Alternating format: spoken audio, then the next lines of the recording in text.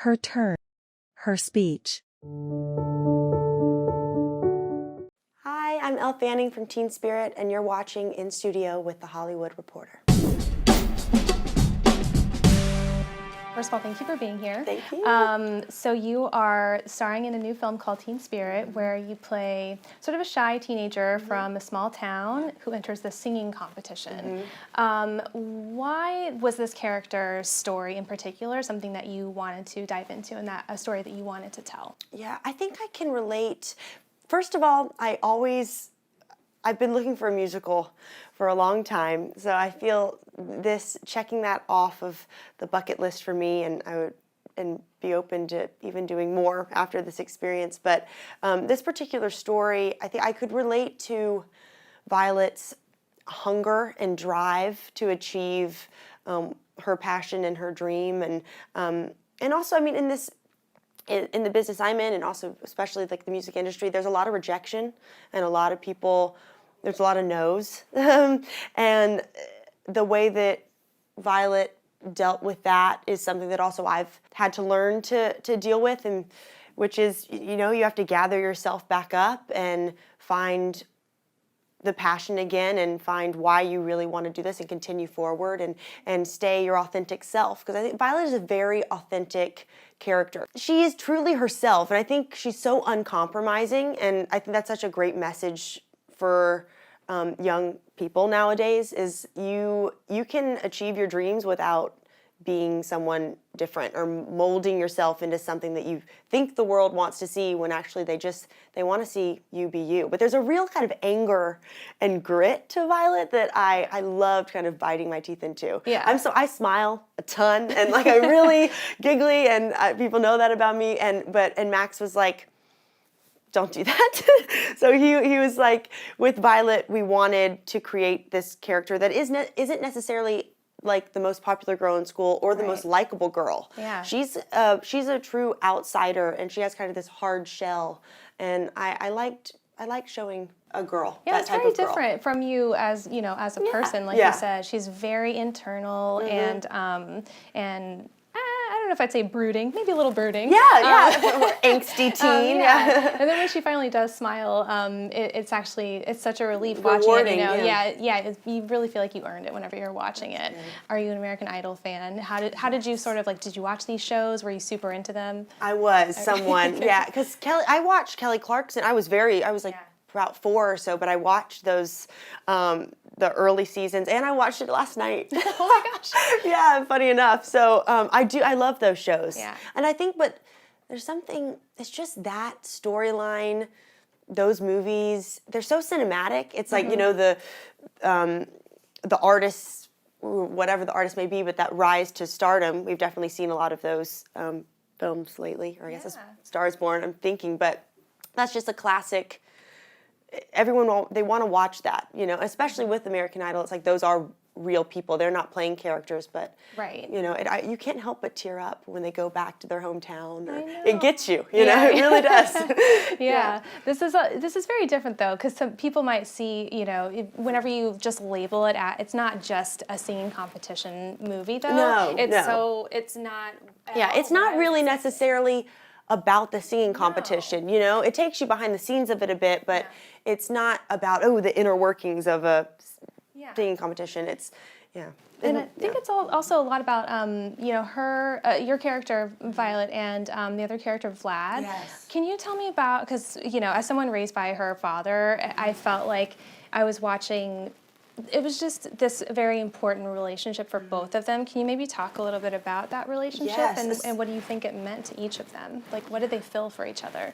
Yeah, that character in the relationship that they have, reading the script, that really, obviously, was such a big part of the movie, but it really stood out to me because I think there's that mentor character. It's a very authentic a real representation of those mentors that we have in our life, because it is, you know, this movie is like a fairy tale in a way, and he's like the fairy godfather, you know, and the father that Violet didn't grow up having, and those mentors sometimes, you know, you've had and even in my life, it's like they're there for that moment when you really need them, and they help you and they guide you along, and then sometimes they disappear, which, you know, sometimes I watch the movie and, I mean, Vlad is real, but I'm like, is he even real? You know, he's just kind of this magical figure, but also Violet brings out so much in him, and just that he needed to discover about himself. So they both help each other, which is the best mentor relationship. They're both giving to each other. Yeah. Each other.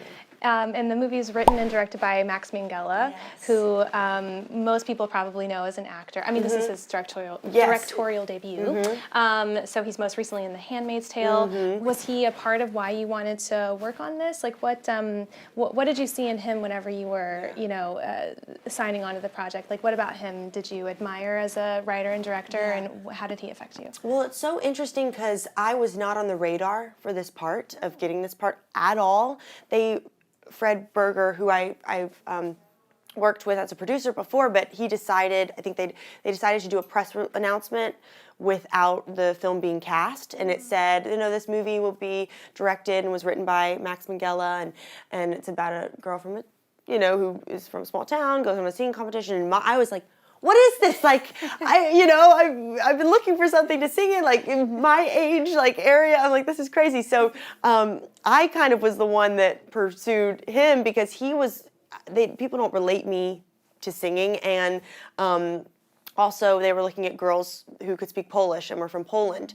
So I was not on the radar. So I had to prove myself, a bit to him and be like, I can do this. And he did send me the script. He's been working on this film for like 12 years. So you can tell when I met him, this was like the story that he wanted to tell, which is also so funny of him. He wanted to tell this story about a teenage girl with pop music, but he's a huge pop fan, like seriously. So this is the movie that I want to do. But when talking to him, we just had the same vision of how we saw the movie. We really just saw it in the same way. And I had seen this documentary called Girl Model, which I actually think this is part of the reason I got the part, because I saw this documentary and then I read the script and I was like, oh, this reminds me a lot of Girl Model. And he was like, that was a huge inspiration for the story. So I'm like, wow, great. I earned some points there. But it's so in his blood, directing, and I can it's something that he just is so comfortable on a film set and knows exactly each shot. And he's like an encyclopedia of all films. He's seen so many films. So you speak in some Polish, you have an accent, and you're singing in this movie. Yes. That's a lot for you to take on. Yes. Do you sort of like those kinds of challenges as an actress? I do, yeah. I feel like I'm always drawn to a challenge, and I feel like I also work the best when I'm scared and when I'm the most under pressure. Like if it's a high pressure situation, I feel like there's this need for me to conquer it or something. You kind of can't mess up because you're also performing in front of a huge crowd towards the end, like one of the last scenes. Which is funny. Like I was joking earlier that there are, a bunch of, background that we paid to watch me sing. Maybe one day it'll be the other way around, that they'll pay to watch me. But it was live performances, and getting ready for that was also different because Marius de Vries, who's the music supervisor, I would work with him every day.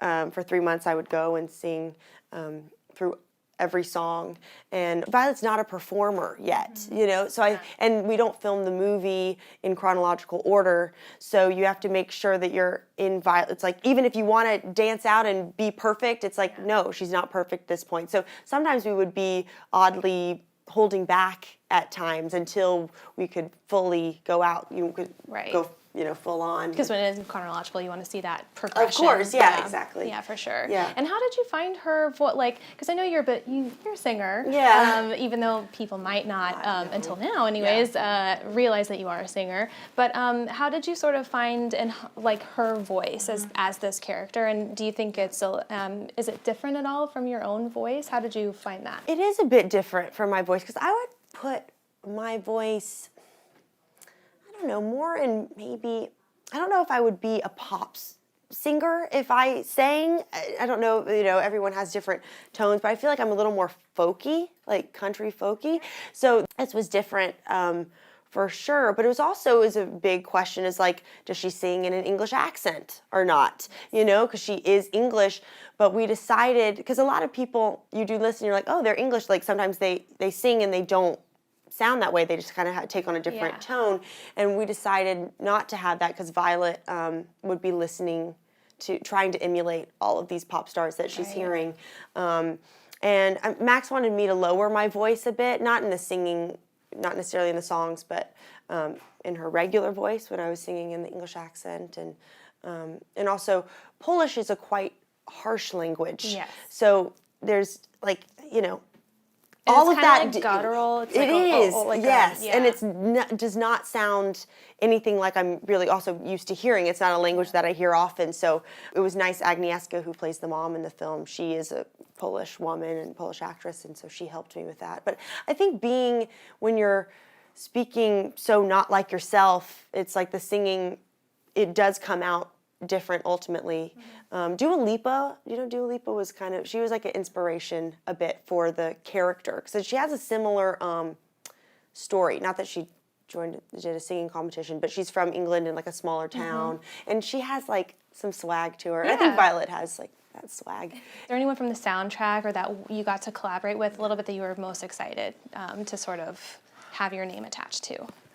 I feel like Wildflowers, even though it wasn't performed, it's the original song of the movie, but working with Jack Antonoff was like, what is happening? Like, this is so cool, because every pop song that I know, he's basically written every single, earworm that we hear on the radio, and he's so talented. He's seriously a genius, and I got to sit in the studio with him and see him work, and where he recorded the Lorde album and the Taylor Swift album. They're like, oh yeah, they were all here, and I was like, this is just mind-blowing, because it's also very out of my element too. So going into that world and having my name on a song that he wrote with Carly Rae Jepsen too is like, that was probably the coolest. Pretty cool. Yeah. Well, thank you so much for being here. And everyone, you can watch Teen Spirit in select theaters on April 12th and nationwide April 19th.